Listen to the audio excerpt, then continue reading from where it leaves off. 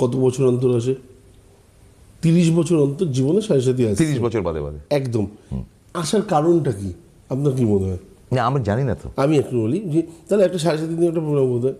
আমি 30 বছরে কি করেছি, 30 বছরে আমার হ্যাবিচুয়েটেড আমি মিথ্যা কথা কতটা বলি, আমার লাইফে আমি গুরুজনদের কতটা সম্মান কতটা অসম্মান, কতটা দুঃখ দিয়েছি, কতটা আমার লাইফের গ্রাফটা কেমন গেছে, উঁচুর দিকে গেছে না শুধু নিচের দিকে গেছে।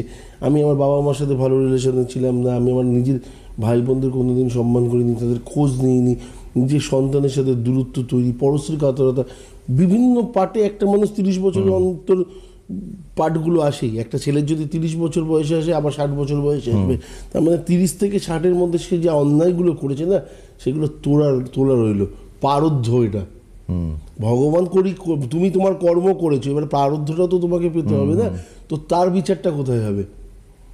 আপনি সারাদিন আপনি আসক্ত, আপনি বিভিন্ন নেশাতে আসক্ত রয়েছেন, আপনার ভালো কোথা থেকে হবে? ভগবান তো আপনাকে নেশা করার জন্য বলেনি, কোনো করেনি।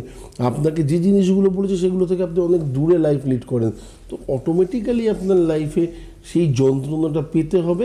আপনাকে লোকের কাছে হাত পাততে হবে, আপনাকে ব্যাংকের কাছে গিয়ে দেনা করতে হবে বিভিন্নভাবে, মানে যেগুলো দরকার হয়তো সেই সময় ছিল না, কিন্তু এই কারণগুলোর জন্য বিভিন্ন কারণে বিভিন্ন জটিলতার মধ্যে ঋণগ্রস্ত করে দেওয়া, সাংসারিক প্রেশারে ফেলে দেওয়া, এবং একটা শক্ত মুহূর্ত যেখান থেকে একটা লোহাকে বারবার গরম করে বাড়ি মারতে মারতে যেমন লোহাটা একটা মানে কী বলবো মেন ধাতুতে গিয়ে পরিণত হয়, আপনার মধ্যেও সেই জায়গাটা আসবে। এবং তার পর আপনার মধ্যে 7.5 বছরের পর আপনার মধ্যে যে চেঞ্জেসগুলো আসবে, এটা লার্নিং পিরিয়ড।